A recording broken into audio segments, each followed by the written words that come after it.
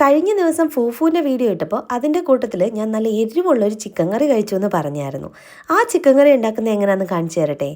ഒരുപാട് പൊടികളൊന്നും ഇല്ലാതെ വളരെ കുറഞ്ഞ പൊടികൾ വെച്ചിട്ട് നല്ല ഒന്നൊന്നര ടേസ്റ്റിൽ ഉണ്ടാക്കാൻ പറ്റുന്ന ഒരു ചിക്കൻ കറിയാണ് കേട്ടോ. അപ്പോൾ ഒരു പാൻ അടുപ്പത്ത് വെച്ച് വെളിച്ചെണ്ണ ചൂടാക്കി കുറച്ച് ചെറിയുള്ളിയും ഇഞ്ചി വെളുത്തുള്ളി പേസ്റ്റും 2 പച്ചമുളകും കൂടി ഇട്ട് ഒന്ന് വഴറ്റിയെടുക്കുക.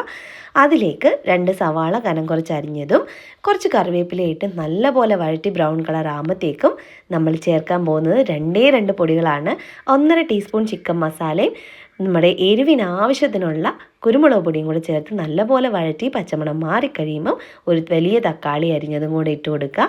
വഴറ്റി തക്കാളി ഒന്ന് വെന്ത് കഴിഞ്ഞാൽ നമുക്ക് ചിക്കൻ ചേർക്കാം. 1 കിലോ എല്ലോട് കൂടിയ ചിക്കൻ ചേർത്ത് നല്ലപോലെ മിക്സ് ചെയ്യുക. ഇനി അടച്ചു വെച്ച് ചിക്കൻ വേവിച്ചെടുക്കാം. ഇടയ്ക്കിടയ്ക്ക് തുറന്ന് ഇളക്കി കൊടുക്കാൻ മറന്നു പോകരുത്. ചിക്കൻ നല്ലപോലെ വെന്ത് കഴിഞ്ഞാൽ നമുക്കതിലേക്ക് നല്ല കട്ടിക്കുള്ള കുറച്ച് തേങ്ങാപ്പാലും കൂടി ഒഴിച്ചു കൊടുക്കാം. ഇത് നിർബന്ധമൊന്നുമില്ല കേട്ടോ, പക്ഷെ ചേർത്ത് കഴിഞ്ഞാൽ നല്ല അടാറ് ടേസ്റ്റാണ്.